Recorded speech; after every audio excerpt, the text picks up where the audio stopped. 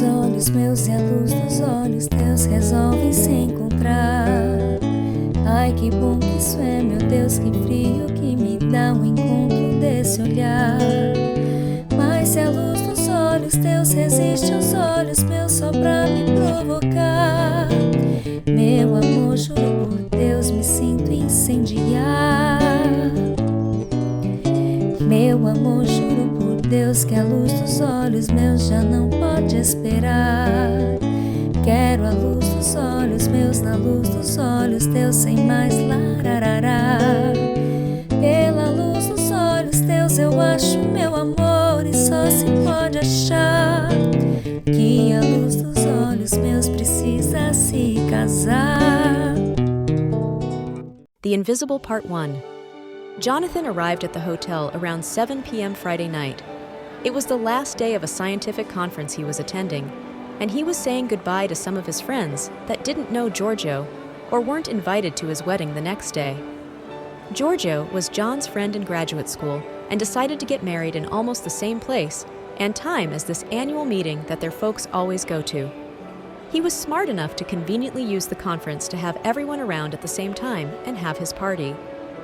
Jonathan made his reservation in the same hotel where the wedding was taking place as most of their friends, since it was one of the closest to the conference. Having your friends distributed all over the country requires your creativity to make a proper reunion. Besides the old friends, Giorgio had a small family. His mom came from Argentina to US when she was young to marry his father in South Carolina. Giorgio's dad met her during an exchange in Latin America, and she never went back after that. Giorgio never had contact with her part of the family, but learned Spanish and English at the same time.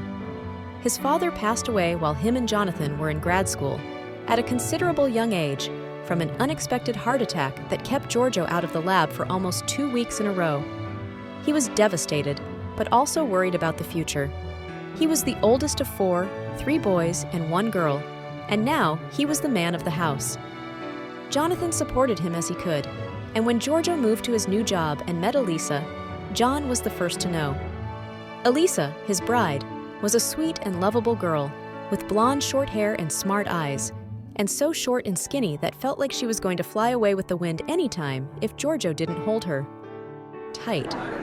But Elisa had a presence, so energetic and full of life that if you knew her better, you wouldn't see her as someone tiny at all. Giorgio was very tall and strong, to contrast his fairy bride, and he has a Mediterranean kind of look, Greek maybe, but his mother couldn't tell their ancestry because she was adopted. Elisa herself, apparently, didn't have many people to invite either, another small family. John arrived at the hotel's patio for dinner slightly late, so the wedding guests were already dining. He looked at the main table and recognized Giorgio and Elisa, his family, a couple around their 50s that he imagined was Elisa's parents, and 3 other women he didn't know. One of them caught his attention because of the colored hair, red and violet tones over a dark brown, too vibrant to not being noticed, but made that lady look beautiful and somehow powerful too, in John's sight. He knew a lot of people there, but noticed his closest friends at a table next to the bar, and they waved at him to join. In the table, there was Ricky, a Mexican-American guy he met in the first conference he attended as an undergrad years ago, probably one of the oldest friends he had in academia. There was also Will, Ricky's happy hour coworker that was sharing the room with him for the 3rd year in a row. The other 2 people in the table were Cassidy and her wife Beth, and of course, their twins in the baby's cart. CAs Giorgio and John were inseparable during grad school by the time CAs met Beth. Beth was sitting alone at the bar one night. They were at a happy hour, and Giorgio tried his luck with her, just to figure it out that she was actually interested in someone else, the pretty girl with braids at their table. Giorgio immediately invited Beth to join us, but didn't bother to let CAs know that she was the lucky one, which was remarkably funny. They have been together since then, and now with a pair of 2-year-old twin boys, adopted when they were still newborn babies. Beth was mostly dedicated to their toddlers, as she was an artist, and her paintings were exhibited occasionally in a gallery, which allowed her to paint from home in her free time. CAs got a PI job faster than any of them, so she started making enough money fast, and Beth was free to stay home with the kids as she wishes.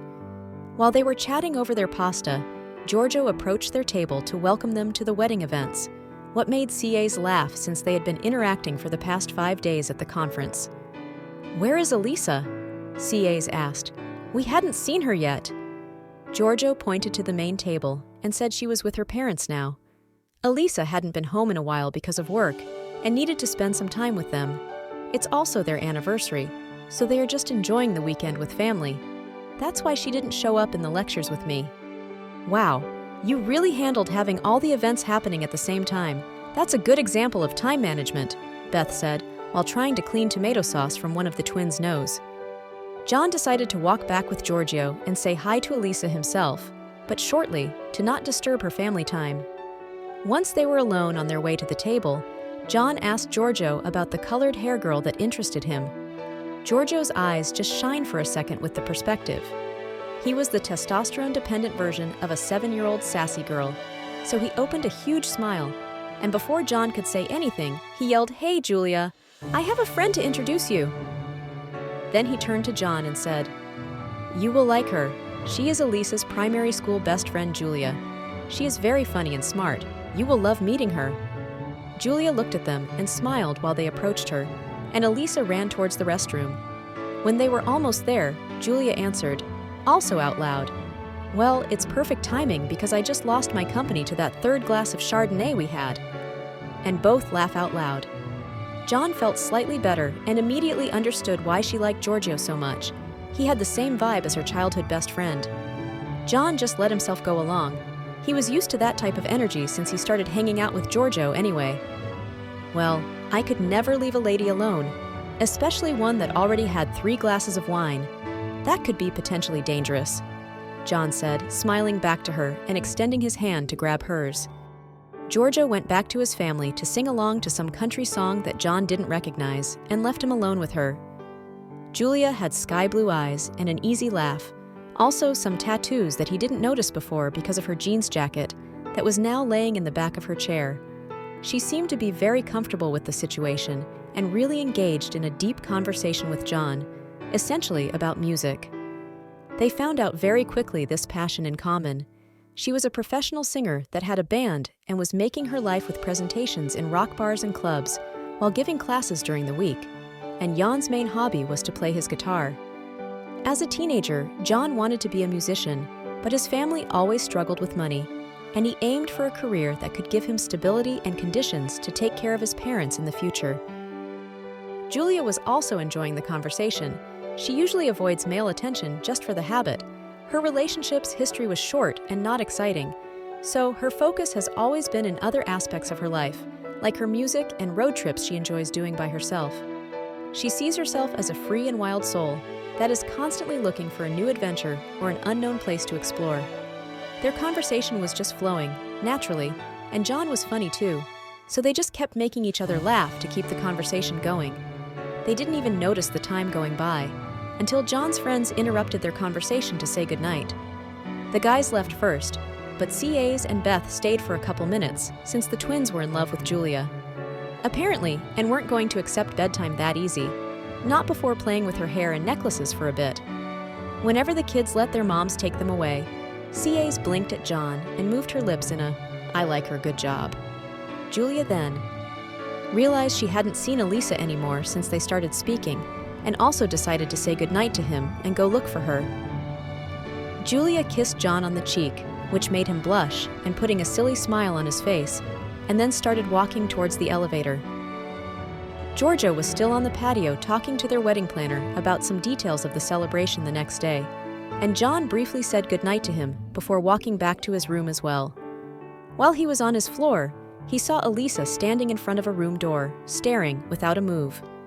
She is probably drunk, he thought. He hadn't spoken with her at all since he arrived, so he used this excuse to check on her in case she needed any help. He called her by her name, and Elisa looked at him smiling, before turning back and walking to the other side of the hallway. He started to follow her when Julia appeared behind him and said, "Here she is! Rescue the bride!" while passing by him, laughing and running towards Elisa. John laughed too, and watched her trying to keep up with Elisa that was already turning left on the corner. So, he continued to his door and saw Julia walking some steps back with a weird face. John yelled at her, "Is everything okay, bride rescuer?" And she yelled back, "Did you see Elisa passing by?" John said no. Julia then walked back to where he was and said, "Elisa wasn't there. I don't know where she went, that's weird. Maybe she went inside the wrong room. We just waited for someone to scream," John said, with a half smile picturing it in his mind. Julia took him by the hand and pulled him all the way to the corner, then said, "Which room?" John looked where she came from. There was only a niche, with a window, a chair, a tiny palm tree, and a painting of a couple on a beach. Thanks for watching. Like, comment, and subscribe. Check out our website to read more tales. www.foresttales.com